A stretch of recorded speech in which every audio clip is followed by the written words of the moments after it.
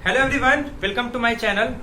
तो आज के इस वीडियो में हम डिस्कस करने वाले हैं कि एमएस सेट के पेपर के लिए बचे हुए दिन में आप कैसे प्रिपरेशन कर सकते हो, और दूसरी सबसे इम्पोर्टेंट बात कि अब आपको कौन कौन से टॉपिक पढ़ने हैं और आपको एग्जाम में कैसे क्वेश्चन अटेम्प्ट करने। तो वो सारी चीजें हम आज के इस वीडियो में डिस्कस करेंगे।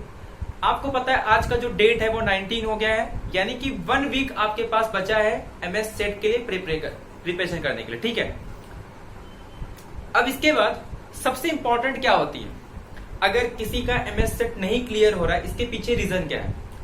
तो एमएस सेट क्लियर करने के लिए जो 50% वर्क है वो तो आपको एग्जाम के पहले करना है, और 50% जो है वो एग्जाम में काफी इंपॉर्टेंट होता है, क्योंकि ऐसे बहुत सारे बच्चे होंगे जिनके पास बहुत सारा टैलेंट है, उनको बहुत अच्छे से सारी चीजें समझ में आती है। बट प्रॉब्लम क्या है, एमएस सेट में आप सबको पता होगा, क्योंकि इसका जो सिलेबस है वो काफी वास्ट है, और बहुत सारे ऐसे टॉपिक है जो उनके सिलेबस में रहता ही नहीं है।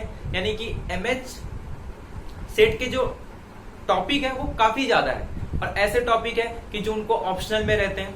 जैसे अब प्रॉब्लम कहाँ आती है, कुछ लोग क्या सोचते हैं कि उनका न्यूमेरिकल एनालिसिस नहीं था तो वो न्यूमेरिकल एनालिसिस को छोड़ देते हैं। कुछ लोग को ऐसा लगता है कि उनको सीओबी इंटीग्रल इक्वेशन नहीं है, वो उसको स्किप कर देते हैं। कुछ लोग को पार्शियल डिफरेंशियल इक्वेशन नहीं रहता, उसको स्किप कर देते हैं। कुछ लोग मैकेनिक्स को स्किप कर देते हैं। तो यही प्रॉब्लम हो जाती है। हालांकि उनको अच्छी नॉलेज भी होती है, उनको सब अच्छे से आता है, बट प्रॉब्लम यही होती है कि कुछ ऐसे टॉपिक हैं जो इजी टॉपिक है, सिर्फ इसलिए छोड़ देते हैं कि उनको लगता है कि नहीं ये तो हमको सिलेबस में था नहीं। लेकिन अगर आप क्वेश्चन पेपर को ध्यान से उठा के देखो और आपको क्वेश्चन से ये पता चलेगा, आपको पूरी टॉपिक पढ़ने की जरूरत नहीं है, आपको सिर्फ कुछ रिजल्ट पता होने चाहिए।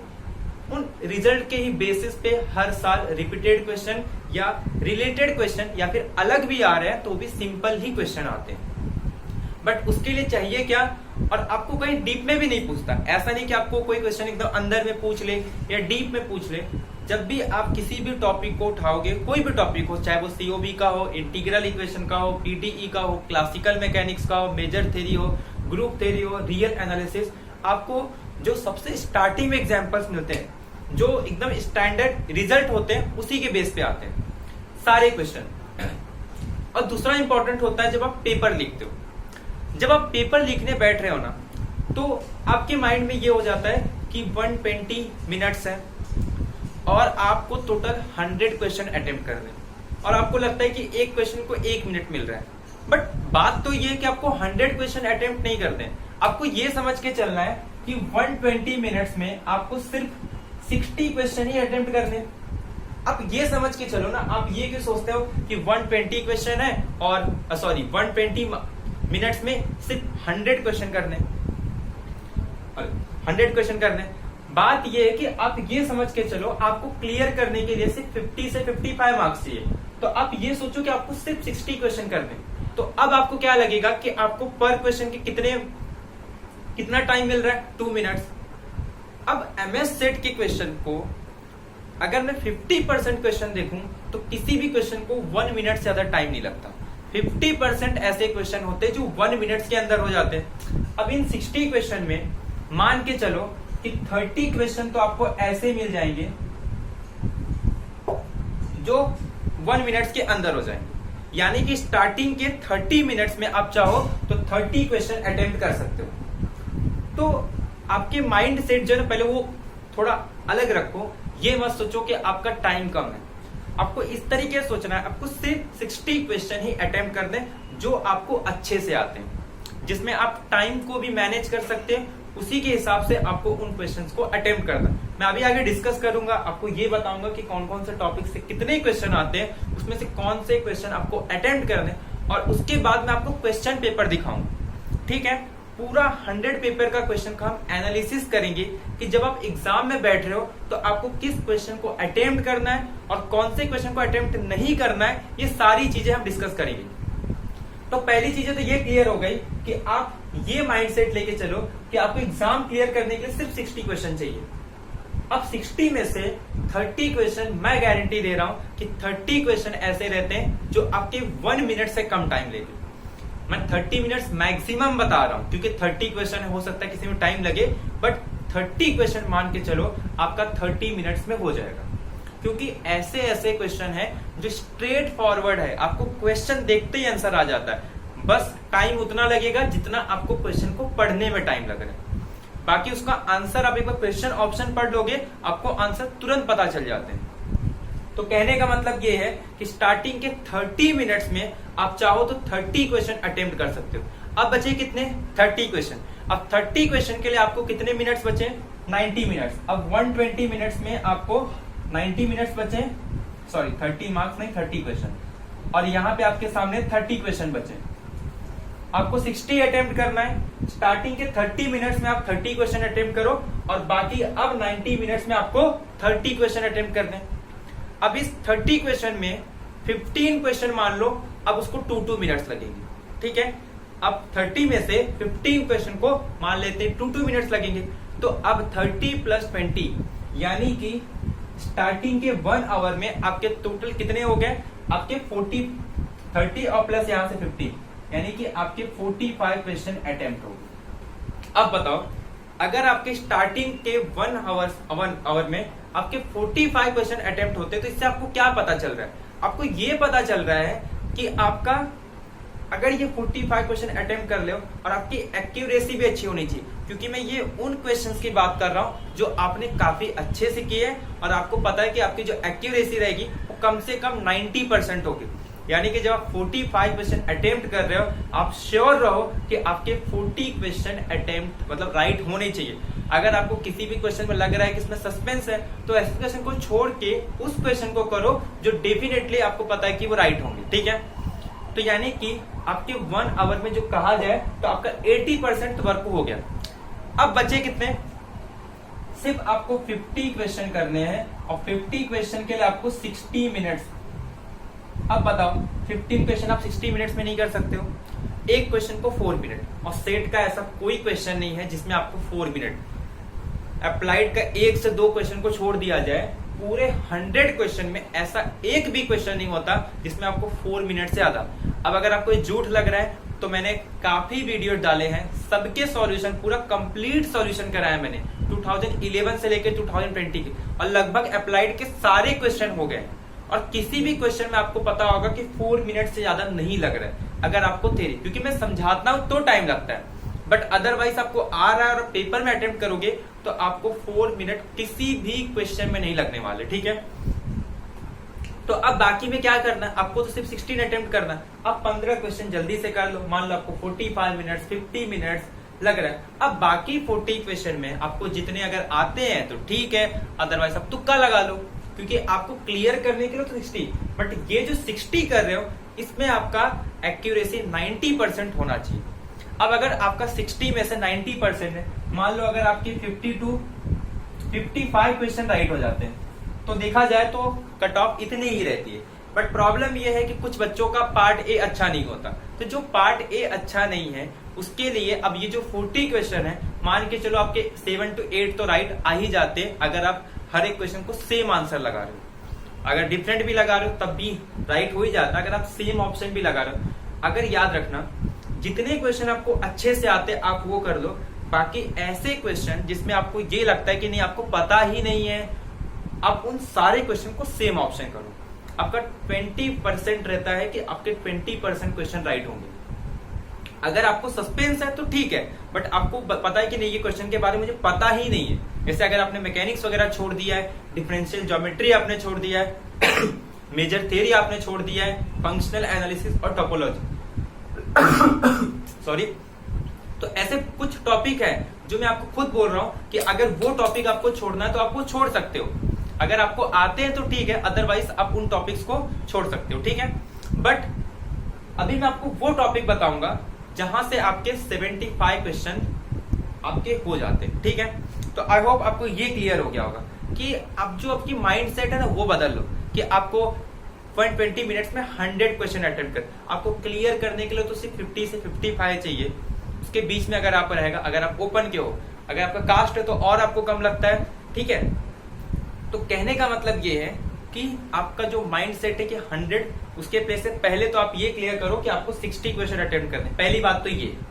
अब सुनो, आपको कौन कौन से टॉपिक करने हैं। जैसे अगर अभी आपको पता है कि आपके सामने सिर्फ 1 वीक बचे, तो आप एक काम करो, अगर आपने वीडियो देख रहे हो कंटिन्यू, क्योंकि बहुत सारे स्टूडेंट हैं जो वीडियो कंटिन्यू देख रहे हैं, तो अप्लाइड के वीडियो जो आप कंटिन्यू देख रहे हो उसमें से आपकी मैं गारंटी देता हूं कि जब आप पेपर दे के आओगे ना, खुद कहोगे कि उसमें से 30 से 35 मार्क्स आपको स्ट्रेट फॉरवर्ड यानी कि उसी में से आपको मिलेंगे। अगर आप पिछले 10 दिन से, मैं पूरे 100 डे चैलेंज की बात नहीं कर रहा हूं, आप ये जो मैं पिछले 10 दिन से वीडियो डाल रहा हूं, जब से अप्लाइड का स्टार्ट किया हूं, अगर ये आप कर रहे हो अप्लाइड के, क्योंकि उसके पहले मैं प्योर का डाल रहा था, तो अप्लाइड के मान के चलो 30 मिनिमम आपको 30 मार्क्स वो देंगे। और उसके बाद प्योर आपको पता है ये 40 मार्क्स आ रहा है, तो 40 में से आप 30 तो कर ही सकते हो, क्योंकि मैंने बहुत सारे प्योर के क्वेश्चन कराए। आपको पता होगा प्योर के क्वेश्चन तो मैं 100 डे चैलेंज में भी करा चुका हूं। इसके पहले हमारा CSIR नेट का चल रहा था, और वही same as it is question आते हैं सेट में भी, बल्कि सेट में और इजी आते हैं। और मैंने 2019 और 20 के लगभग सारे क्वेश्चन कराए हैं, चाहे वो प्योर के हो चाहे अप्लाइड के हो। और अप्लाइड के तो आपको पता ही है कि पिछले वीडियोस जो है कुछ दिन से हम अप्लाइड का ही डाल रहे हैं। अब सुनो, तो अब मैं आपको कुछ टॉपिक्स बता रहा हूं जो आपको अच्छे से करने हैं, क्योंकि वही आपका एग्जाम क्लियर करवाएंगे। कुछ टॉपिक मैं आपको बताऊंगा, वो आपके ऊपर है, अगर आपको करना है तो ठीक है, अदरवाइज आप उनको छोड़ सकते हो, क्योंकि आपके पास ऑलरेडी इतने टॉपिक है कि अगर आप उनको ही अच्छे से करके जाते हो तो उसमें आपके न सिर्फ क्लियर होंगे, बहुत ही अच्छा स्कोर आप कर सकते हो। ठीक है, मैं आपको कुछ टॉपिक बताता हूं।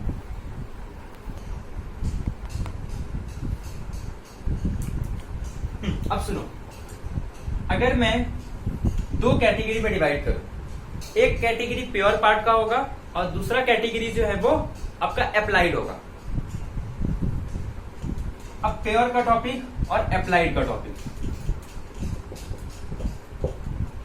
अब प्योर में मैं कौन कौन से टॉपिक रख रहा हूं, तो प्योर में आपके जो मेन टॉपिक है, आपको पता है linear algebra, modern algebra, real analysis और कॉम्प्लेक्स एनालिसिस।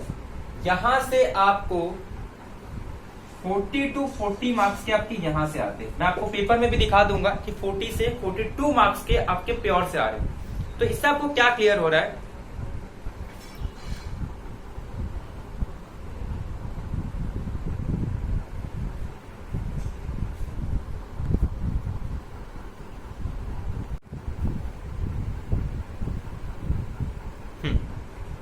तो आपके प्योर में 40 to 40 मार्क्स हो गए।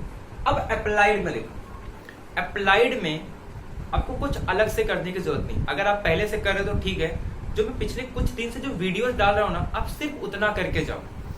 अब मैं आपको कौन कौन से टॉपिक करा रहा हूं, आपको पता होगा ODE PDE। अब ODE PD से कितने मार्क्स के क्वेश्चन आते हैं, ODE PD से आपके 7 मार्क्स के क्वेश्चन आपके ODE PD से आते हैं। अब ODE PD से जितने भी क्वेश्चन आते हैं लगभग मैं सारे करा चुका हूं। एक लेक्चर रखूंगा 1 आवर का, जिसमें आपको जो ODE के बचे हुए टॉपिक है और जो PDE के बचे हुए टॉपिक है वो भी मैं आपको करा दूंगा, ताकि आपके ODE PD के एक भी क्वेश्चन नहीं छूटने चाहिए। ठीक है, तो आपके 7 है, मान लो एक क्वेश्चन अलग आ सकता है या 2 क्वेश्चन, फिर भी आपके 5 मार्क्स तो है। सेकेंड आपका COV और इंटीग्रल इक्वेशन, यहां से भी आपके 7 मार्क्स आते हैं।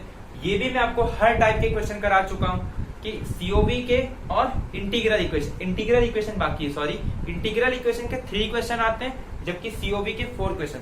ये शायद आपको दिख नहीं रहा होगा क्योंकि लाइट ज्यादा है, तो मैं बोल रहा हूं साथ में, तो वो सुनो। ठीक है, क्योंकि ये आई थिंक ये आपको क्लियर दिख नहीं रहा होगा। ठीक है, तो जो मैं बोल रहा हूं उसको भी सुनो, अगर दिख रहा है तो ठीक है, अदरवाइज तो ODE PD के आपके 7 मार्क्स हो गए, COV और इंटीग्रल इक्वेशन के आपके 7 मार्क्स हो गए। ठीक है, इसके अलावा न्यूमेरिकल एनालिसिस, और इसी में मैं नंबर थ्योरी को भी रख देता हूं, नंबर थ्योरी, यहां से भी आपके 7 क्वेश्चन आते हैं। ठीक है, तो न्यूमेरिकल एनालिसिस और नंबर थ्योरी, न्यूमेरिकल एनालिसिस के भी मैं सारे क्वेश्चन करा चुका हूं, और आपने देखा होगा बहुत ही सिंपल क्वेश्चन आते हैं, चाहे वो न्यूमेरिकल एनालिसिस के हो चाहे नंबर थ्योरी के। अगर आप इसमें प्रोबेबिलिटी वगैरह भी ऐड कर दो या लॉजिक के भी क्वेश्चन ऐड कर दो, तो ये आपका 7 to 9 मार्क्स का हो जाता है। तो मान लो आपके 7 यहां से आ गए। ठीक है, इसके अलावा LPP, अब LPP के कितने क्वेश्चन आते हैं, एलपीपी के 8 क्वेश्चन आते हैं। ये बहुत इंपॉर्टेंट टॉपिक है और इसके आप चाहो तो आपसे थ्योरी के भले एक क्वेश्चन फंस जाए, बाकी जनरली आपके सारे क्वेश्चन आपके हो जाएंगे। तो आपको डिटेल में करने की जरूरत नहीं, जितना मैंने आपको कराया उतना टॉपिक इनफ। आपको कुछ एक्स्ट्रा करने की जरूरत नहीं है।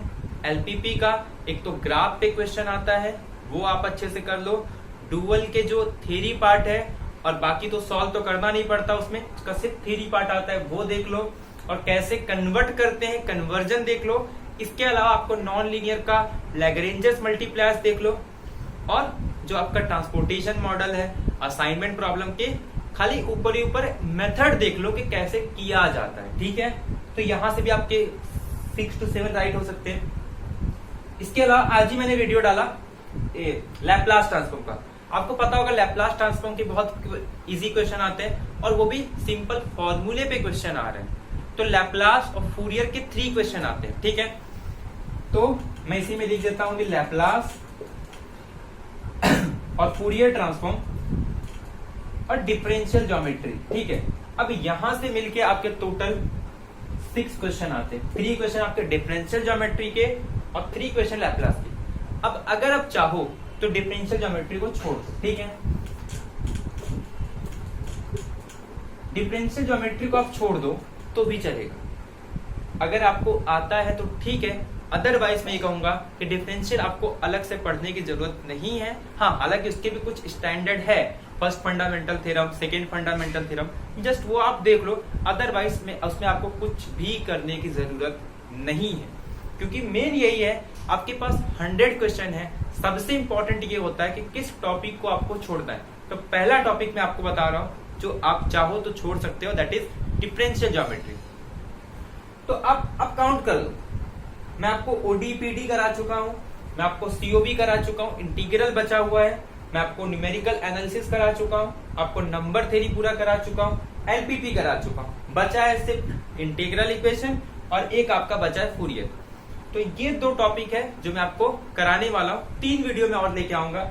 एक वीडियो में आपको इंटीग्रल इक्वेशन बताने वाला हूं, एक वीडियो में आपको मैं फूरियर ट्रांसफॉर्म बताने वाला हूं, एक वीडियो में मैं आपको ओडीईपीडी के जो बचे हुए टॉपिक है, क्योंकि कुछ टॉपिक बते मैं आपको पहले ही बताया था, तो वो 3 वीडियो में हो जाएंगे। एक वीडियो अगर पॉसिबल हुआ तो मैं लेके आऊंगा क्लासिकल मैकेनिक्स के लिए, क्योंकि आपको पता है क्लासिकल मैकेनिक्स के भी कुछ क्वेश्चन बहुत सिंपल होते हैं। ठीक है, तो एक वीडियो यानी कि अब आपके टोटल 4 वीडियो, क्योंकि 7 डेज आपके बचे हैं, तो 4 वीडियो मैं आपके लिए लेके आऊंगा। एक ओडीईपीडी का, एक इंटीग्रल इक्वेशन का, एक लैप्लास का और एक क्लासिकल मैकेनिक्स का, जो सिंपल क्वेश्चन।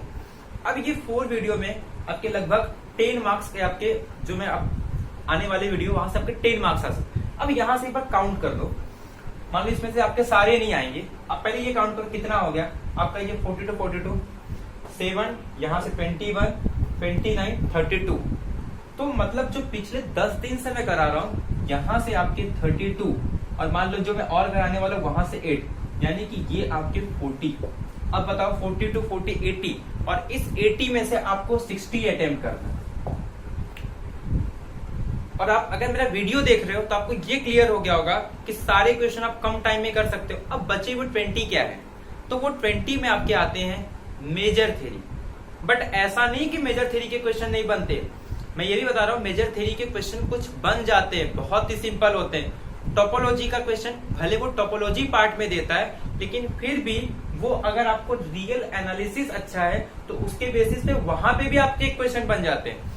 और अगर आपने टोपोलॉजी पढ़ा है तो कुछ तो रिजल्ट बेसिस पे आते हैं, तो यानी कि वहां भी अगर आप चाहो थोड़ा दिमाग लगाओ तो 1 से 2 क्वेश्चन आपके वहां बन जाते हैं।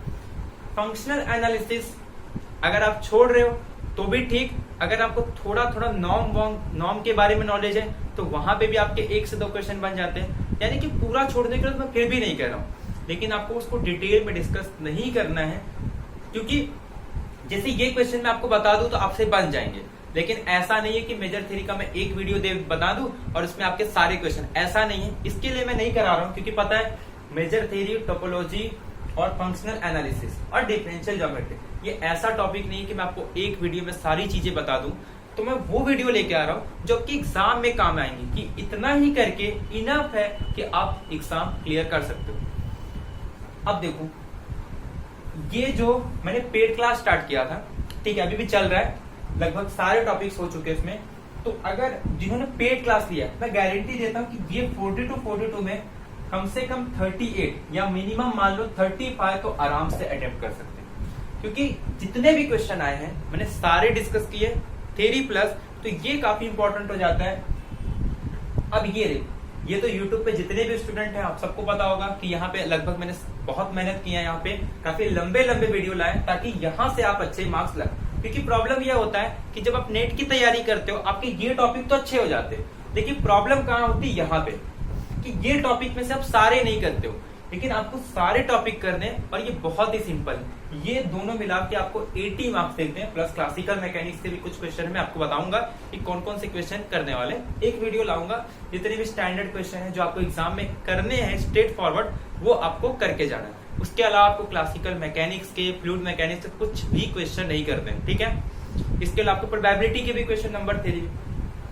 तो जो 20 छूट रहे हैं ना, उसमें क्या क्या आ रहा है, एक तो आपको उसमें जो छूट रहा है ना, उसमें आपका पीडीई के भी कुछ क्वेश्चन जो हायर होते हैं, ग्राफ थ्योरी के कुछ क्वेश्चन होते हैं 1 से 2 मार्क्स के, ज्यादा नहीं आते, 1 से 2।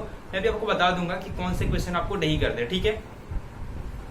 तो कहने का मतलब ये है कि आपको जो 60 करने, यहां से आपके 40, यहां से 40, अगर यहां से आपके 30 राइट हो गए, यहां से आपके 30 राइट हो गए, 40 में से 30 है, बहुत कम कह रहा हूं। अगर आपने अच्छे से पढ़ा है ना, ये मैं एवरेज स्टूडेंट की बात कर रहा हूँ, जो एवरेज से भी कम है, मतलब जिन्होंने ज्यादा स्टडी नहीं की है, तो हो सकता है अगर आपका रियल वगैरह अच्छा है तब तो आप यहाँ पे भी स्कोर कर लोगे।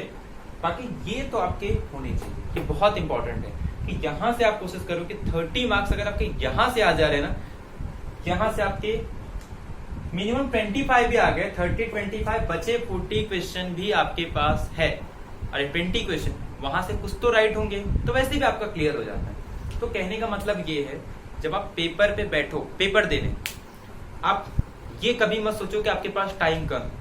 अपना क्वेश्चन को ध्यान से देखो, जिस क्वेश्चन में मिनिमम टाइम लग रहा है उन क्वेश्चन को अटेम्प्ट करो। किसी भी क्वेश्चन में लग रहा है हाँ ये इजी तो है बट थोड़ा टाइम लगेगा, स्किप कर दो।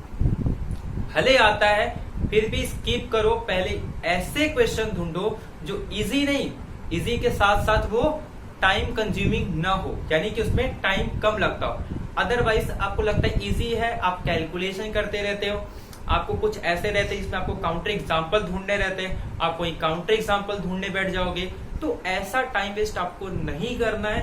100 में 40 to 50 क्वेश्चन ऐसे ढूंढो जो आपके स्टार्टिंग के 45 मिनट्स में ही हो जाए। बाकी के आप जो बचेंगे आपके पास 75 मिनट्स, उसमें आप 2 मिनट के क्वेश्चन करो, 3 मिनट के क्वेश्चन कर दो। आपको काउंटर एग्जाम्पल ढूंढना है, काउंटर एग्जाम्पल ढूंढो, जो भी करना है, बट जो इंपॉर्टेंट है ना वो स्टार्टिंग का 45 मिनट्स है।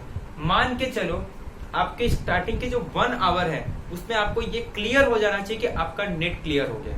स्टार्टिंग के 1 आवर में आपको ये अगर नहीं ऐसा कॉन्फिडेंस आ रहा है तब आप सस्पेंशन में हो, लेकिन 1 आवर में अगर आपको ये कॉन्फिडेंस आ गया कि मेरे 40 to 50 हो गए, बाकी वो क्वेश्चन बचे हैं जो इजी थे बट टाइम कंज्यूमिंग थे, तो वो आपको बाकी आगे करने हैं, ठीक है। तो ये चीजें आपको ध्यान रखनी है।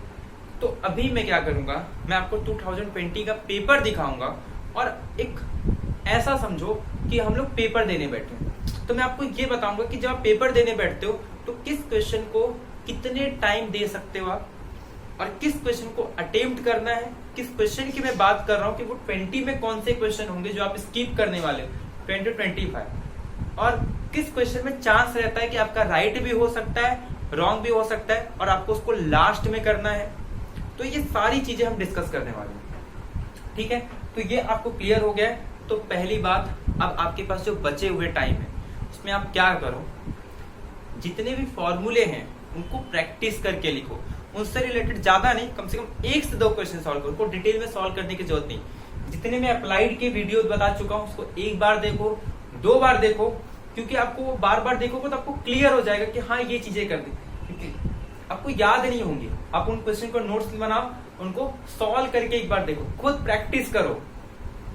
प्योर देखो, प्योर ऐसा टॉपिक है जिसके लिए आपको बहुत टाइम चाहिए।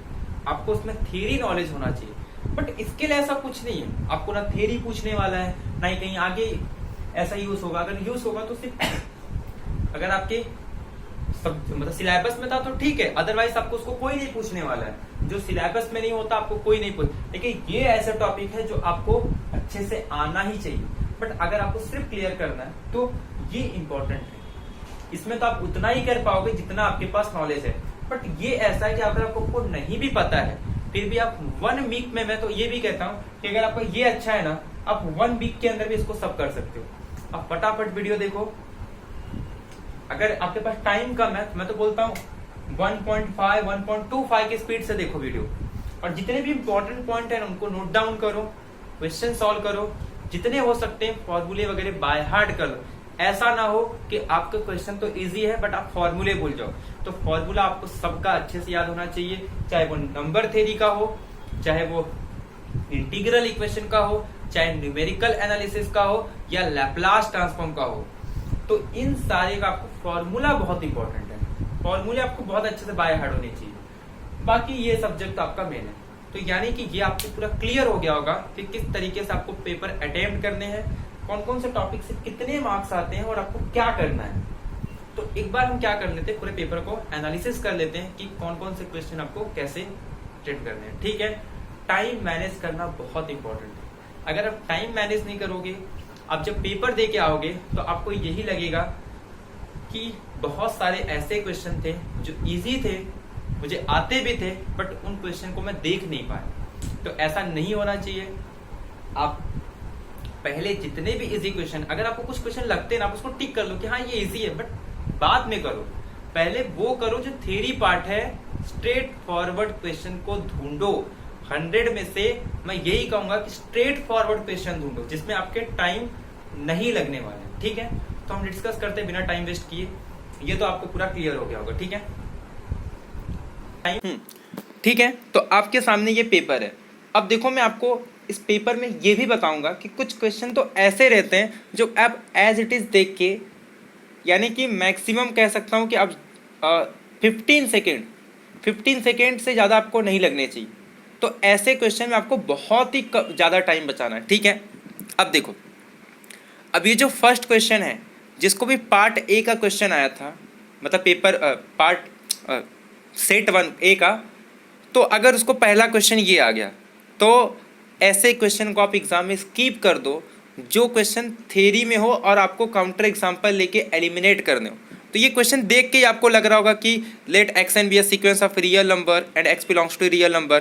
तो देखो, आप क्वेश्चन को ध्यान से देखो, आपको आइडिया ही नहीं होगा कि इस क्वेश्चन को कैसे करना है। तो ऐसे क्वेश्चन को आप काउंटर एग्जाम्पल लेके स्टार्टिंग में दिमाग मत खराब करो।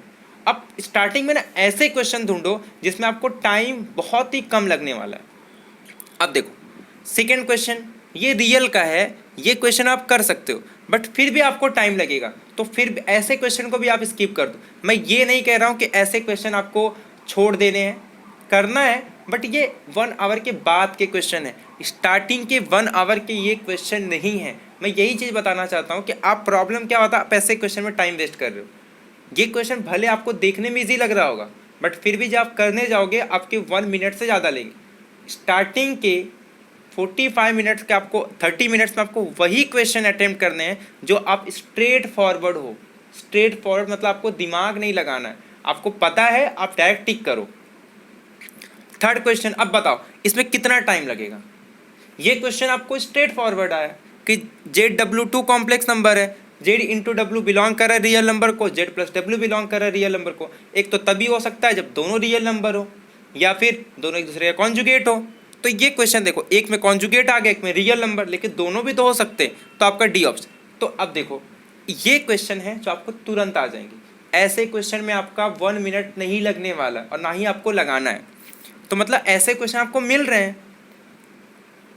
अब ये देखो, ये क्वेश्चन भी इजी है, अगर आपको नहीं पता तो बात अलग है, लेकिन अगर ये क्वेश्चन आपको पता है तो आप इसको 15 सेकेंड के अंदर या 30 सेकेंड के अंदर इस क्वेश्चन को आप कर सकते हो। आपको सिंपल दिख रहा है, 1/z के अराउंड निकालना है, आपको पता है 1 के पॉइंट पे करना है, तो आप पुट कर दो y = z-1, तो यह क्वेश्चन आपका हो जाए। तो ये क्वेश्चन में आपको टाइम लगेगा।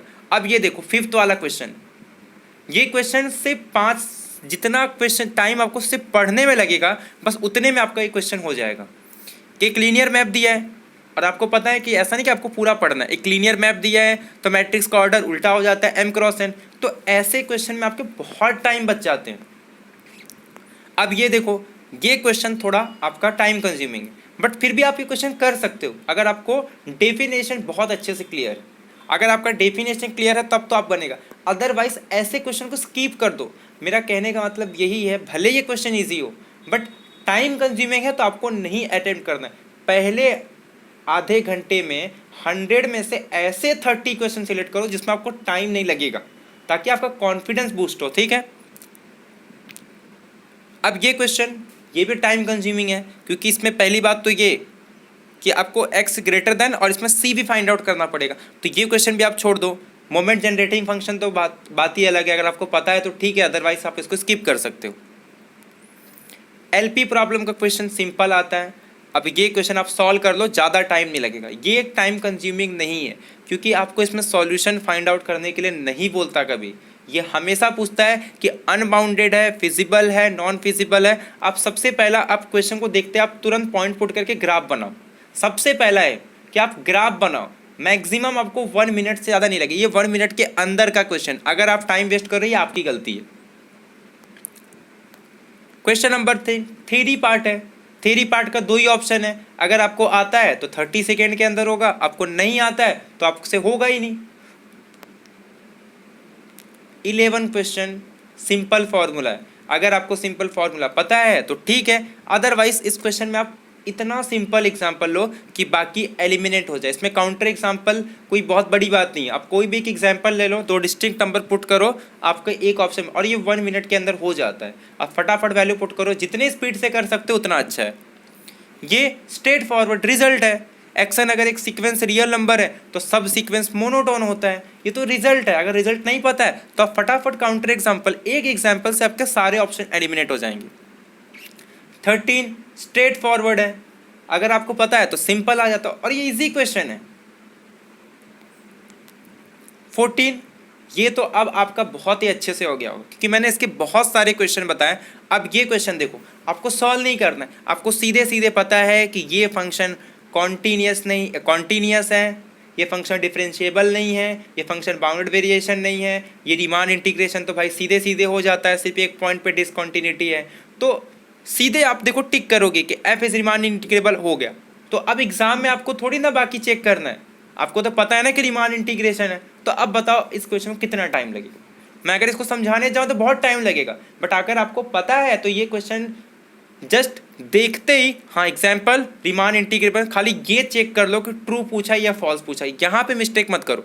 तो ये क्वेश्चन आपका 10 सेकेंड का है, इससे ज़्यादा नहीं। क्वेश्चन देखो, हाँ रीमान इंटीग्रेबल है, सेकेंड थर्ड फोर्थ चेक ही मत करो। अगर आपको पता है तो रीमान इंटीग्रेशन है, किसी भी फंक्शन के पास finite number of discontinuity at most countable या उसका मेजर 0, तो उस पर फंक्शन रीमान इंटीग्रेबल होता है, ठीक है। सेकेंड क्वेश्चन, डिस्क्रीट स्पेस के अंदर सारे क्लोज होते हैं, सारे ओपन होते हैं, सिर्फ फाइनाइट सेट ही कॉम्पैक्ट हो सकता है। तो देखो सीधी सी बात है, नॉट वाले तो हटा दो क्योंकि इसमें सारे सेट क्लोज ओपन रहते हैं, तो ए और डी तो आपका ऐसे एलिमिनेट हो गया। 0 इन्फिनिटी, अब इसमें कोई अनबाउंडेड का कॉन्सेप्ट रहता ही नहीं है, बचा क्या, क्लोज इंटरवल 0 इनफाइनाइट है, और इनफाइनाइट सेट कभी भी कॉम्पैक्ट नहीं हो सकता है। तो ये देखो क्वेश्चन कितना, तो आपको देखो 5 से 6 क्वेश्चन ऐसे मिल गए जो आप देखते ही बता रहे हो, आपको पेन उठाने की जरूरत नहीं है। ये क्वेश्चन इनइक्वालिटी है, जितने स्पीड में सॉल्व करो, 10 second, 15 second, 20 second, maximum 30 second. Direct ऐसे क्वेश्चन इनइक्वालिटी रिपीटेड क्वेश्चन है, बहुत बार पूछ चुका है ये क्वेश्चन। कभी z minus i z plus i देगा, कभी z plus z minus i देता है, कभी z minus z minus 1, z plus 1, यही घुमा फिरा के 3-4 बार दे चुका है। ये क्वेश्चन टाइम कंज्यूमिंग है, स्किप कर दो, इजी है बट टाइम कंज्यूमिंग है। तो आप क्या करोगे, इसको बाद में करोगे। ये स्ट्रेट फॉरवर्ड, आपको पता है कि अगर कनेक्टेड सेट है तो हमेशा हर एक फंक्शन के लिए मिल जाता है हार्मोनिक कॉन्जुगेट, अगर कोई फंक्शन हार्मोनिक है, बट प्रॉब्लम आपका बी में हो जाएगा। तो आपको अगर रिजल्ट पता है तो इजी है, अदरवाइज तो आप चाहे कितना भी टाइम लगा दो ये क्वेश्चन नहीं होगा। तो 2 ही ऑप्शन है। देखो कुछ क्वेश्चन ऐसे होते हैं थ्योरी पार्ट के जो दो ही ऑप्शन है। अगर आपको आते हैं तो कम टाइम में, अदरवाइज को स्किप कर दो, क्योंकि जो चीज़ आपको नहीं पता है और आपको पता है कि इसको आप कर भी नहीं सकते। ये क्वेश्चन कॉम्प्लेक्स के क्वेश्चन को आपको स्किप नहीं करना, करो, ज़्यादा टाइम नहीं लगता है, ठीक है। ये क्वेश्चन भी आपसे हो जाएगा, द वैल्यू ऑफ इंटीग्रल, चाहे आप तो या तो रेसिड्यू थ्योरम से निकालो या कॉची रिमांड, वो तो आपको पता चल जाता है क्वेश्चन देख के कैसे होगा। ये भी सिंपल क्वेश्चन है, सीधे सीधे आपको दिख रहा है। ये थोड़ा आपको कैलकुलेशन करना है, बट ऐसा नहीं कि बहुत टाइम लगता है। ये भी क्वेश्चन आपसे हो जाएगा, सिंपल रिजल्ट है। अंडर होमोमॉर्फिज्म अगर पहला सेट साइक्लिक है तो सामने वाला भी जो उसका इमेज होगा वो भी साइक्लिक आएगा। Simple result with in 10 second. अब देखो रिंग थ्योरी के क्वेश्चन बहुत सिंपल आते हैं, मतलब सिंपल इन सेंस ऑफ कि बहुत ही कम टाइम में क्वेश्चन होते हैं। नंबर याद रखना, ग्रुप थ्योरी के क्वेश्चन के दो ही है, या तो आपको आता नहीं, अगर आपको आता है ना तो 10 क्वेश्चन मान के चलो आपके 3 से 4 मिनट में हो जाएंगे। मैं आपको दिखा रहा हूँ, देखो पहला क्वेश्चन सिंपल रिजल्ट पता है कि जी से लेके जी तक सर्जेक्टिव ग्रुप होमोमॉर्फिज्म है। पहला ग्रुप अबेलियन, अगर अबेलियन है साइक्लिक है तो उसका इमेज साइक्लिक। अगर आपको रिजल्ट पता है आप फर्स्ट करेक्ट कर दोगे, बाकी सबको एक बार गो थ्रू कर लो, बाकी आपको पता है कि बाकी करेक्ट नहीं होता, ठीक है। ये सिंपल, अगर आपको पता है कि एक्स स्क्वायर माइनस एन, आपको रिजल्ट पता होना चाहिए कि कोई भी क्वेश्चन स्पेस क्वेश्चन ये जो रिंग है ये क्या होगा, फील्ड कब होगा, जब ये नीचे वाला जो आइडियल है ये मैक्सिमल होना चाहिए। मैक्सिमल कब होता है, जब ये इरिडिसिबल होना चाहिए। क्लियरली आपको दिख रहा है कि x square minus n, n के प्लस पे 2 पुट कर दो, ये इरिडिसिबल है मतलब इंटीग्रल डोमेन, और क्यू एक फील्ड है तो इंटीग्रल डोमेन भी होगा, फील्ड भी होगा। सीधे सीधे आपको इंटीग्रल डोमेन दिया है, डी ऑप्शन करेक्ट होगा। बाकी गो थ्रू कर लो, बाकी आपको एक ही सिंगल चॉइस का क्वेश्चन है, ज़्यादा दिमाग लगाने की जरूरत नहीं। Every finite group is isomorphic, Cayley theorem, सीधे सीधे एसएन कर दो for some N greater than 1। हर ग्रुप आइसोमॉर्फिक होता है some subgroup of S N, या बाइजेक्टिव ग्रुप या linear transformation group same to same set पे। तो ये सिंपल सिंपल रिजल्ट है जो आप देखते ही बता सकते हो। ये भी आपको पता है कि एसएन के अंदर अगर आपको डिसजॉइंट साइकिल दी है और उनका ऑर्डर निकालना है तो एलसीएम ले लो हर एक के एलिमेंट के ऑर्डर का, सिंपल। तो कितने टाइम लग रहे, ये देखो which of the following is a principal, ये भी मैं आपको करा चुका हूँ, किसमें से कौन सा प्रिंसिपल आइडियल है। प्रिंसिपल आइडियल मतलब सिंगल एलिमेंट जनरेट होगा, ए बी तो नहीं है, जस्ट आपको सी और डी में चेक करना है। टाइम का देखो, ग्रुप थ्योरी के क्वेश्चन बहुत टाइम है, बहुत कम टाइम है। 10 क्वेश्चन 10 से 12 क्वेश्चन आते हैं, आपके 2 से 3 मिनट में सब हो जाते हैं। लीनियर ट्रांसफॉर्मेशन बहुत ही सिंपल क्वेश्चन। मैंने देखो जो अगर मेरे पेड क्लास स्टार्ट किए है और मैंने यूट्यूब पे भी डाला ये वीडियो, ऐसा नहीं है, यूट्यूब पे भी मैंने 2020 के सारे क्वेश्चन आपको देखते ही पता चलता है। कांस्टेंट टर्म पहले में नहीं है, दूसरे में x इंटू वाई आगे इसके लिए नहीं, तीसरे में कोई दिक्कत नहीं, सीधे सीधे T3 है, सी ज़्यादा टाइम नहीं लगाना चाहिए इसमें। ये क्वेश्चन मैं आपको बहुत अच्छे से करा चुका हूँ। देखो लीनियर क्वेश्चन तो modern algebra question, complex question बन जाते हैं, फंसते हैं सिर्फ रियल के क्वेश्चन। उसके लिए आपका थोड़ा काउंटर एग्जाम्पल स्ट्रांग होना चाहिए, उनका फंसता है जिनका कॉन्सेप्ट स्ट्रांग नहीं होता, क्योंकि उसमें थोड़ा आपको टाइम लगता है। लेकिन जो थ्योरी पार्ट के वो भी रियल में भी हो जाता है, लेकिन कॉम्प्लेक्स, मॉडर्न अलजेब्रा और लीनियर के क्वेश्चन बहुत जल्दी हो जाते हैं। अब देखो सिंपल सिंपल बात है, आपको मिनिमल पॉलिनोमियल दिया है और आपको मिनिमल पॉलिनोमियल देख के आप क्या क्या बता सकते हो, ये सारी चीज़ें मैंने आपको बताई है।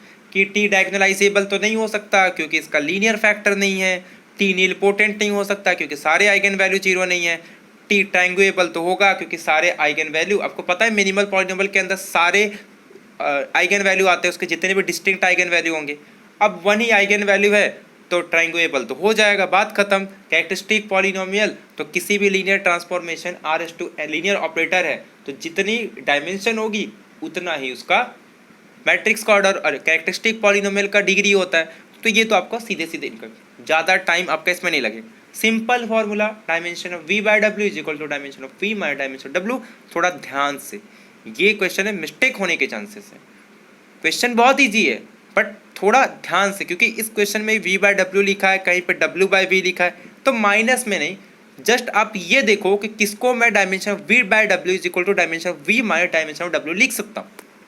ये भी क्वेश्चन कितने सेकेंड का है, आंसर तो आपको विद इन 5 सेकेंड पता चल जाएगा, बट आपको चेक करने के थोड़ा 10 सेकेंड लगेगा। अब ये क्वेश्चन, ये तो बहुत सिंपल है, स्टैंडर्ड बेसिस पे सिंपल। क्या करना है आपको, कोएफिशिएंट लिखना है इसकी, 2 2 2 2 1 0 2 1 2 3 1, बस खत्म। ए कैसे लिखते ये भी आपको पता होगा। जितने भी कंपोनेंट है उनको रो वाइज लिखो, जितने भी वेरिएबल है उनको कॉलम वाइज लिखो। कितने वेरिएबल है, 3 वेरिएबल, तो उनको कॉलम वाइज, और जो कंपोनेंट है 1 2 3 उसको रो वाइज, बस खत्म। कोएफिशिएंट तो आपको लिखना है, कुछ नहीं करना है। ये क्वेश्चन भी कह रहा है बीच ऑफ द फॉलोइंग, अगर ये आपको पता है तो ठीक है, अदरवाइज ये क्वेश्चन को स्किप कर सकते हो, क्योंकि कॉन्ग्रेंट वगैरह बहुत ही कम लोग को पता होता है और इसका रिजल्ट वगैरह भी बहुत, तो अगर आपको पता है तो ठीक है, अदरवाइज ये क्वेश्चन आप ऑप्शन से ये क्वेश्चन आपको स्किप करना है, क्योंकि ये आगे की बात है, क्योंकि इसमें आपको काउंटर एग्जाम्पल देने पड़ेंगे अगर आपको डेफिनेशन पता है तो, अदरवाइज ये क्वेश्चन आपसे फंस सकते एग्जाम में। पार्शियल डिफरेंशियल इक्वेशन कितना टाइम लगेगा, अच्छा बताओ। ये बताना है कि लीनियर है कि नॉन लीनियर है कि सेमी लीनियर है कि नन ऑफ द अबव। अरे कितना टाइम लगेगा, मैक्सिमम 15 सेकेंड, उससे ज़्यादा टाइम आपको नहीं लगना चाहिए इसको देखने में। पीडीई का क्वेश्चन है, अप्लाइड का, बट इतने कम टाइम लग रहे हैं। Complete integral solution F of P Q standard है, अगर आपने नॉन लीनियर पढ़ा होगा तो पहले सबसे स्टार्टिंग में आपको ये बताया जाता है कि इसका सॉल्यूशन किस फॉर्म में होता है। विद इन सेकेंड आप इसका आंसर बता सकते हो। ये भी अगर आपने सॉल्व किया है, मैंने आपको बता दिया, अब तो आपके लिए बहुत ईजी हो जाएगा ये क्वेश्चन, कि मैंने आपको पूरा अच्छे से बताया कि कैसे रॉन्स्कियन की हेल्प से हम ये चेक करते हैं कि लीनियरली इंडिपेंडेंट डिपेंडेंट, और ये भी बताया है कि वो किसके लिए होता है कि अगर रॉन्स्कियन जीरो है तो आप कह दो लीनियरली डिपेंडेंट। ये इन जनरल ट्रू नहीं होता है, ये वो स्पेशल जो डिफरेंशियल इक्वेशन है सेकेंड ऑर्डर की उसके सॉल्यूशन के लिए होता है। ये इन जनरल पूछ रहा है, ये कहाँ, यहाँ पे कहीं नहीं कह रहा है कि ये डिफरेंशियल इक्वेशन का सॉल्यूशन है। तो और आपको पता है कि पूरे आर पे ऐसा कोई नंबर नहीं है कि x को मल्टीप्लाई करके मॉड x, तो लीनियरली इंडिपेंडेंट हो गया। और रॉन्कियन को आप चेक कर लो, एक बार लेस दैन x के 0 के लिए, एक बार ग्रेटर दैन 0 के लिए। ज़्यादा टाइम वैसे मुझे नहीं लगता चेक करने के, जो आपको पता होना चाहिए सब चीज़ें। कितना टाइम लगेगा इसको सॉल्व करने में, वेरिएबल सेपरेबल, सबसे पहला एग्जाम्पल अगर आप BSc वाले को पढ़ाओगे तो सबसे पहले यही एग्जाम्पल रहता है। बस आपको अब आपको ये पता होना चाहिए कि स्ट्रेट लाइन क्या होता है, हाइपरबोला, अगर ये तो आपको पता ही होगा, बस क्वेश्चन 10-15 सेकेंड के अंदर हो जाएगा। ये डिग्री ऑर्डर देखते ही आप बता दोगे कि पहले रेडिकल से फ्री करो, उसका डिग्री निकाल दो, ऑर्डर निकाल दो, हाईएस्ट ऑर्डर डेरिवेटिव प्रेजेंट। देखो ऐसे ऐसे क्वेश्चन पूछ रहे हैं, मैं इसी की बात कर रहा हूँ जो स्टार्टिंग के 30 मिनट्स में बात कर रहा हूँ ना। देखो आपको लग रहा है कि मैंने बहुत सारे क्वेश्चन स्किप कर दिए, उसका रीज़न ये था कि पहले आप 30 मिनट्स पे कॉन्फिडेंस लाओ ना। अब ये बोलोगे कि सर ऐसा ज़रूरी नहीं है कि मिलेंगे, देखो आपके सामने पेपर है, ये आपको नहीं आएगा डिग्री ऑर्डर, आपको क्लासिफिकेशन नहीं आएगा। ऐसा नहीं कि मैं ये कह रहा हूँ कि आप नहीं पढ़े हो तो बात ही अलग है, लेकिन मैं आपको बता रहा हूँ कि ऐसे ऐसे क्वेश्चन आते हैं। मैंने आपको वीडियो में सारे बताए हैं किस किस टाइप के क्वेश्चन आ रहे एग्जाम में। ये डेयरी फार्म का थोड़ा कैलकुलेशन पार्ट है। अब ये क्वेश्चन आपको फंसा सकता है तो स्किप कर दो, टाइम कंज्यूमिंग है, बाद में करो, क्योंकि आपको तो 30 मिनट्स की मैं बात कर रहा हूँ। लेकिन हाँ, मैं साथ में ये भी बता रहा हूँ कि इसको स्किप करने का मतलब बाद में करना है, नहीं आदत बात ठीक है, लेकिन इसको बाद में करना है। वो क्वेश्चन जो नहीं करने वो अभी तक नहीं आए, स्टार्टिंग के ये जो 40 क्वेश्चन आपसे सब हो जाएंगे, इसके बाद जो क्वेश्चन है वो छोड़ना है। 60 में ये सारे क्वेश्चन आते हैं, सिर्फ 1-2 रियल में फंसेंगे जो आपको आखिरी तक नहीं आएंगे, बाकी तो आपसे सब हो जाएगा। ठीक है, एक भी क्वेश्चन इसमें से हार्ड नहीं आया अभी तक। सिंपल, ये तो आपको पता है, सिंपल ग्राफ बनाओ, सबसे पहला ग्राफ बनाओ। डुअल, मैंने कहा ना डुअल के कुछ स्टेटमेंट है, याद कर लो, मैंने आपको नोट्स में बताया 5 से 6 स्टेटमेंट है कि इनके कन्वर्जन देख लो और वो देख लो। अब ये देखो सबसे सिंपल क्वेश्चन, रिपीटेड क्वेश्चन है ये,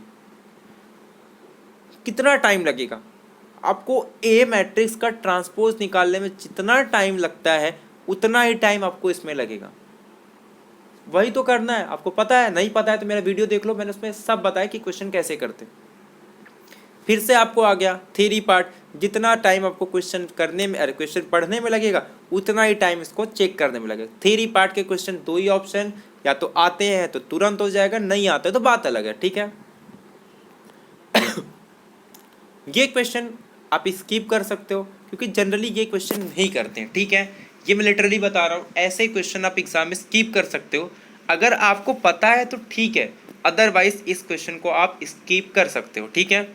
नेक्स्ट क्वेश्चन, जैसे ही क्वेश्चन आपको इस मैट्रिक्स में, सबसे पहले इसका मैट्रिक्स बनाओ। सीधे आपको दिख रहा है मैट्रिक्स बनाओगे, ए एक्स आपको मैट्रिक्स दे रहा है, सीधे कॉन्टीन्यूस भी हो जाएगा, डिफरेंशिएबल भी हो जाएगा। उसके बाद बचा के डायरेक्शनल डेरिवेटिव चेक कर लो। बाकी सी में आपको डी में कन्फ्यूजन होगा तो सी चेक कर लो। डायरेक्शनल डेरिवेटिव भी आपको सिंपल फॉर्मूला पता होना चाहिए। ये क्वेश्चन आपको नॉर्मल का डेफिनेशन पता होना चाहिए। अगर आपको पता है तो ठीक है, स्किप कर दो, क्योंकि आपके पास ये क्वेश्चन इजी तो है, बट स्टार्टिंग में आपको लग रहा है कि इसमें टाइम लगेगा क्योंकि ऑप्शन में रख के इसको करना पड़ता है। तो ऐसे क्वेश्चन को आप बाद में करो, ये 30 मिनट्स के अंदर नहीं आ रहे हैं, ठीक है। ये क्वेश्चन सीधे सीधे ओपन मैपिंग थ्योरम आपको पता है तो ये क्वेश्चन आपके 15 सेकेंड के अंदर हो जाएंगे। रिपीटेड क्वेश्चन है ये, रिपीटेड 2019-20 का रिपीटेड क्वेश्चन है, हो सकता है इस बार भी पूछ ले, ठीक है। ये क्वेश्चन वैल्यू पुट कर दो यार, सीधे सीधे क्वेश्चन हो जाएगा। e रेस टू जेड आपस में लीनियरली इंडिपेंडेंट है, ए बी को 0 ही पुट करोगे और कोई ऑप्शन नहीं इसमें, ठीक है। ये टाइम लगेगा, सॉल्व करना पड़ेगा आपको, ठीक है।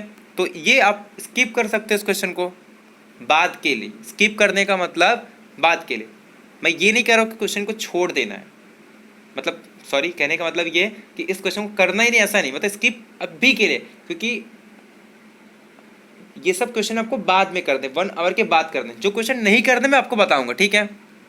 ये क्वेश्चन मैंने आपको बताया कि इसका कितने नंबर ऑफ मैक्सिमल आइडियल होते हैं। आपको अगर पता है तो बहुत ठीक है कि number of factors, irreducible factors निकाल दो।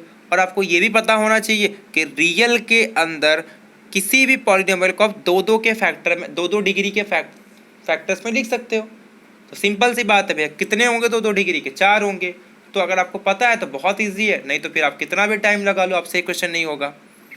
ये तो मैंने आपको बहुत ही पेड क्लास में कराया ये कि z√-b, ये अगर 2 से ज़्यादा हो जाए तो कभी भी UFD नहीं होता। UFD नहीं होगा तो वो रिलेशन याद कर लो कि फील्ड, फिर ED, फिर PID, फिर UFD, फिर इंटीग्रल डोमेन, कि सारे फील्ड ED होते हैं, सारे उल्टा ट्रू नहीं होता, और सारे ED PID होते हैं, उल्टा ट्रू नहीं होता, सारे PID UFD होते हैं, उल्टा नहीं होता, सारे UFD इंटीग्रल डोमेन होते हैं, उल्टा नहीं होता, ठीक है। कन्वर्स टू नहीं होता, बट ये रिलेशन आपको याद रखना है। स्ट्रेट फॉरवर्ड इस पर क्वेश्चन पूछे गए हैं, ठीक है। अब ये क्वेश्चन आपको छोड़ सकते हो, ये क्वेश्चन मैं ऐसा मानता हूँ 49 का क्वेश्चन है, जनरली आपको नहीं पता होता, इसे मिक्स कर दिया। ये मैंने बताया है कि जो होलोमॉर्फिक का कलेक्शन होता है वो इंटीग्रल डोमेन तो होता है, बट बाकी आप फंस जाओगे कि यूनिक फैक्टर। मैं एक चीज़ बता देता हूँ आपको यहीं पे कि जो होलोमॉर्फिक का कलेक्शन होता है ना, वो सिर्फ आईडी होता है, ना वो यूएफडी होता है, ना ही पीआईडी होता है, ना ही ईडी होता है, ना ही फील्ड। यूएफडी नहीं है तो बाकी तो छोड़ दो, ठीक है। तो उससे आपको आइडिया लग जाएगा कि क्या होगा, ठीक है। अब थोड़ा ध्यान दो, यहाँ से आपके आते हैं टोपोलॉजी के क्वेश्चन। टोपोलॉजी के क्वेश्चन को आप एक बार देख लो, हो सकता है उसमें आपको एक आध दो क्वेश्चन ऐसे मिल जाए जिसमें आपको ऐसा नहीं कि आपको टोपोलॉजी डिटेल में डिस्कस। देखो अभी तक ऐसा एक भी क्वेश्चन नहीं था जो मैं ये कहूँगा कि आप उसको छोड़ दो। मैंने ये कहा कि बाद में करो, बट अब ये क्वेश्चन जो टोपोलॉजी के बताने जा रहा हूँ, इसमें 2 ही ऑप्शन है, या तो आप इसको करो या तो आप इसको बाद में ही मत देखो। करना है तो आपसे यहीं से हो जाएंगे 30 सेकेंड 1 मिनट के अंदर, अदरवाइज आप उसमें पूरे 3 घंटे ले लो, फिर भी आपसे वो क्वेश्चन नहीं होने वाले। अगर आते हैं तो आपसे हो जाएंगे स्टार्टिंग में, बाकी बाद में आपको नहीं करना है। तो अगर आपको ये श्योर हो जाए कि ये क्वेश्चन नहीं आ जाएंगे तो ऐसे सारे क्वेश्चन को आपको सेम ऑप्शन टिक करना है, जब तक कि आपको 50-50 चांस ना हो। अगर आपको 2 लग रहा है, 2 में डाउट है तो आप बीच, हाँ 2 क्वेश्चन में ऐसा है कि ये वाला, बाकी अगर आपको 2 या 3 में सस्पेंस है तो आप सीधे सीधे सेम ऑप्शन लगो, रिस्क मत लो, ठीक है। अब ये क्वेश्चन देखो, भले टोपोलॉजी के पार्ट में दिया है, बट ये ज़रूरत क्या है, आप रियल का नॉलेज है, मैंने आपको कॉम्पैक्ट बताया है कैसे चेक करते हैं, चेक कर लो, क्यों उसको उसमें लेके जा रहे हो। मेजरेबल सेट डेफिनेशन है ये। अगर आपने मेजर स्पेस का डेफिनेशन पढ़ा होगा कि आउटर स्पेस, आउटर मेजर क्या होता है, इनर मेजर क्या होता है। 5 इक्विवेलेंट स्टेटमेंट है, आपको पता होगा 5 इक्विवेलेंट स्टेटमेंट है। एक जी सिग्मा सेट के लिए है, जी डेल्टा सेट के लिए, एक एफ सिग्मा सेट के लिए है, और एक ओपन सेट के लिए, क्लोज सेट के लिए। अगर आपको रिजल्ट डेफिनेशन पता है ना तो सीधे सीधे आपसे क्वेश्चन हो जाएंगे, और नहीं पता है तो आप कितना भी दिमाग लो कि आपसे नहीं होगा। तो ये क्वेश्चन अगर आपको रिजल्ट पता है तो आप तुरंत क्वेश्चन का आंसर बता दो, अदरवाइज स्किप कर दो, बाद में ही मत देखो और सेव ऑप्शन टिक करो, ठीक है।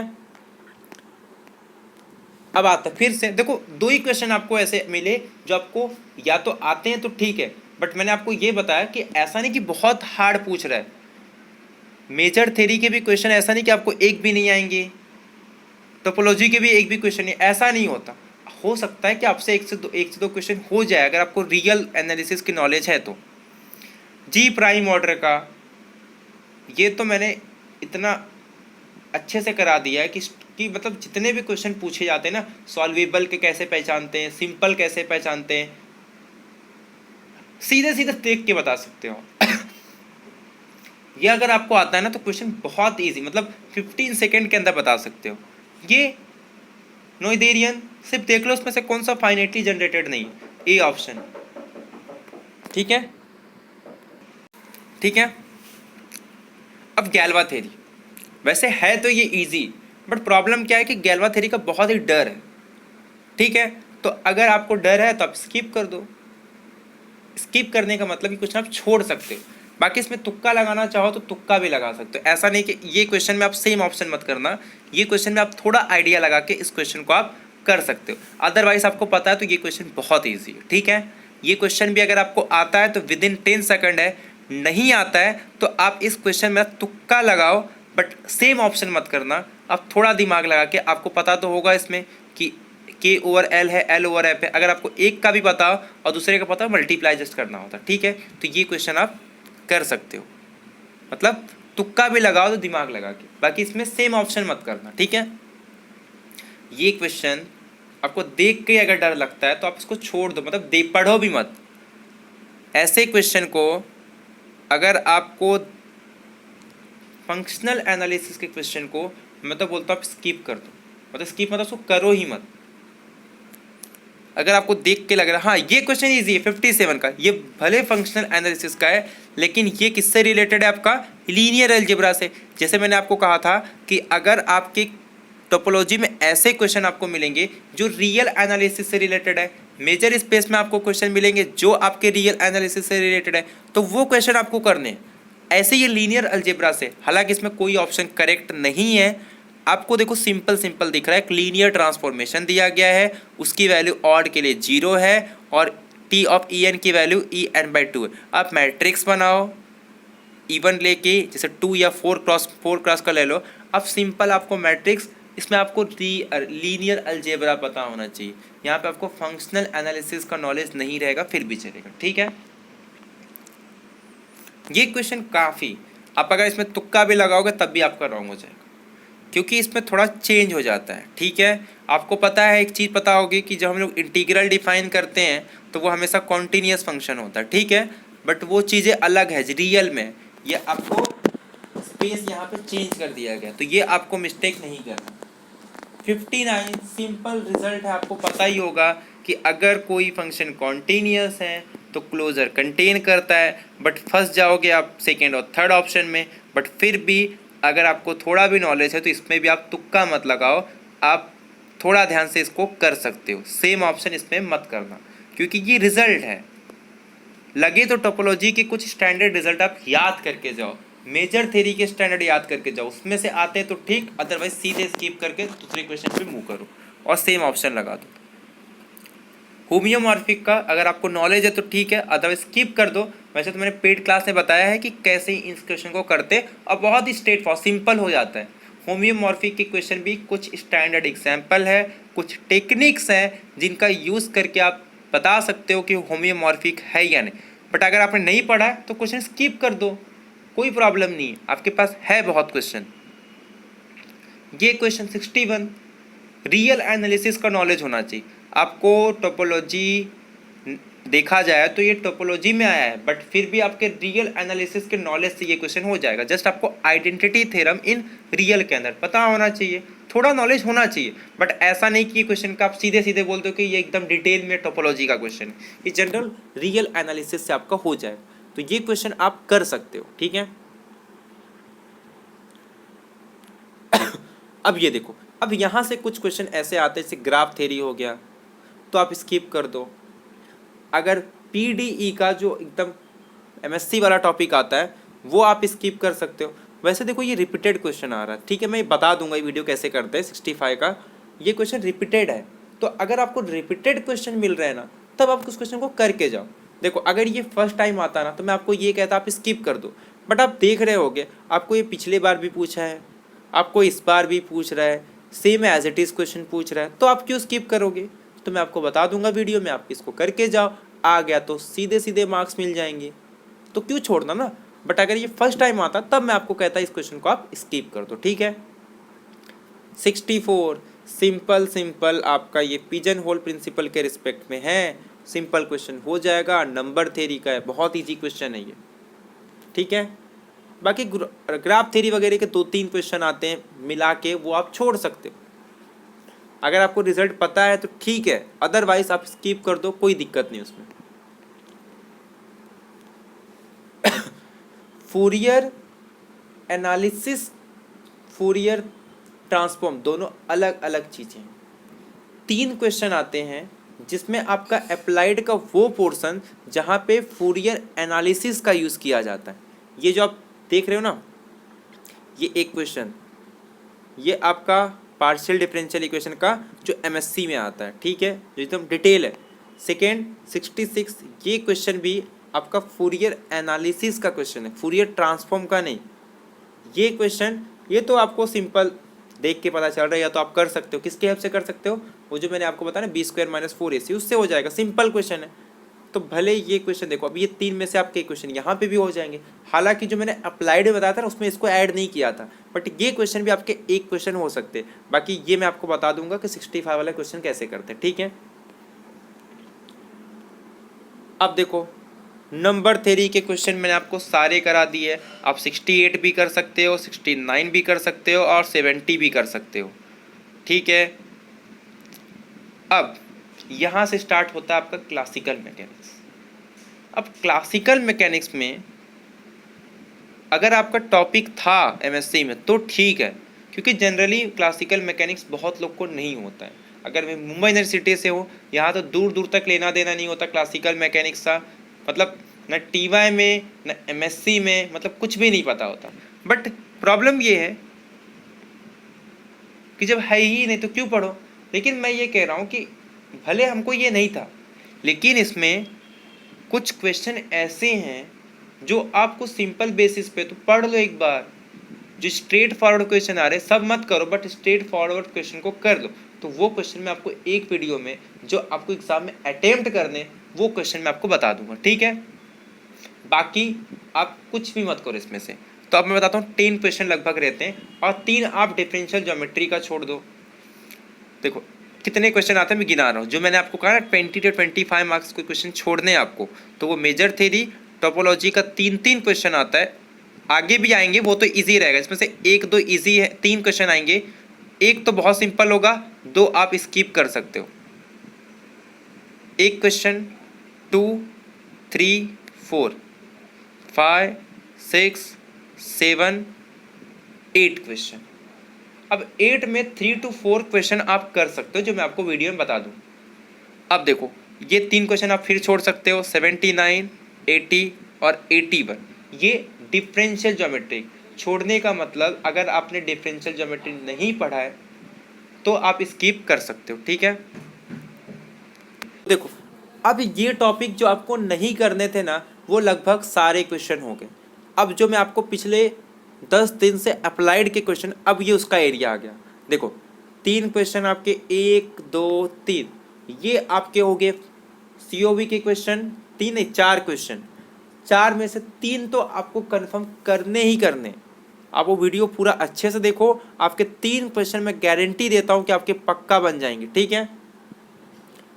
3 क्वेश्चन देखो आपके इंटीग्रल इक्वेशन से आते हैं। 3 क्वेश्चन में भले आपका एक क्वेश्चन आइगन वैल्यू जो कैलकुलेशन पार्ट भले फंस जाए, 2 क्वेश्चन आपके इंटीग्रल इक्वेशन का ही बन जाएंगे। तो जितने भी डिफरेंट टाइप के क्वेश्चन है मैं एक वीडियो लाऊंगा इसमें इंटीग्रल इक्वेशन के क्वेश्चन हम डिस्कस करेंगे, तो ये भी आपको नहीं छोड़ना है। 1 2 3 क्वेश्चन आपके न्यूमेरिकल एनालिसिस के आ रहे हैं, ये भी आपको नहीं छोड़ना है। 1 2 3 क्वेश्चन, 2 क्वेश्चन तो मैं आपको ऑलरेडी करा चुका हूँ, तो सिंपल है, स्ट्रेट फॉरवर्ड, कुछ कैलकुलेशन नहीं करना, सिंपल फॉर्मूले में है टाइम, और ये आपको स्टार्टिंग में करना है। 95 में आपको करा चुका हूँ नॉन लीनियर का, सिंपल, बहुत ही कम टाइम में 15 सेकेंड में आप कर सकते हो अगर आपने LPP का देखा है। 96 नंबर थ्योरी का हो गया। 97 क्वेश्चन आप छोड़ सकते हो, ठीक है। 98 99 100 3 क्वेश्चन ये मेजर थ्योरी के। अब इसमें से वैसे ये तीनों क्वेश्चन बहुत सिंपल है, स्ट्रेट फॉरवर्ड है। मैं आपको, ठीक है, अभी टाइम कम बचा है, वरना मैं आपको बता देता हूँ कि क्वेश्चन इजी हो जाते हैं, मतलब बन जाते हैं क्वेश्चन ये, ठीक है। 100 क्वेश्चन देखो, ये तो सिंपल क्वेश्चन, ये मैं वो क्वेश्चन कह रहा था जो आपके रियल एनालिसिस के नॉलेज पे हो जाते हैं। आपको पूछा है नॉन जीरो लेबक मेजर किसका होगा, काउंटेबल सेट तो देख लो, डायरेक्ट लेबक मेजर जीरो, पहला सेट काउंटेबल और सी वाला काउंटेबल, तो वो तो हटा दो। बचा set of limit points of Cantor set, आपको पता है कैंटर सेट का मेजर जीरो होता है। अब बचा क्या, B set of limit points of q, q का लिमिट पॉइंट क्या होता है, पूरा आर होता है, आर का मेजर कितना आता है, आर का मेजर कितना होता है भैया, इन्फिनिटी होता है। तो देयरफॉर ये क्वेश्चन भी, तो ये पूरा हमने देख लिया, पूरा एनालिसिस। तो आपको इसमें से ये पता चल गया होगा 30 क्वेश्चन ऐसे थे जो आपके बहुत कम टाइम में हो जाएंगे। 30 क्वेश्चन ऐसे क्वेश्चन हैं जो आपके थोड़ा टाइम देंगे, बट 60 क्वेश्चन आपको ऐसे हैं जो आप इजीली कर सकते हो 90% एक्यूरेसी के साथ। 20 क्वेश्चन जिसमें आपका हो सकता है कि कुछ लोग को पता होता है, कुछ लोग को नहीं पता होता है, अब बाकी 20 क्वेश्चन तो आपको छोड़ देना। तो ये पूरा एनालिसिस था। तो आपको इससे अगर फॉलो करते हो तो मैं डेफिनेटली गारंटी दे रहा हूँ, अगर आने 7 दिन में आप अच्छे से करते हो तो आपका पक्का MS सेट इस बार निकल जाएगा। तो बेस्ट ऑफ लक, आप अच्छे से तैयारी करो और इस बार आपका डेफिनेटली निकलेगा, अगर आप लेक्चर मेरे कंटिन्यू देख रहे हो और अगर आप इस टूल को फॉलो करते हो। तो मिलते हैं नेक्स्ट वीडियो में। Thank you very much, have a nice day.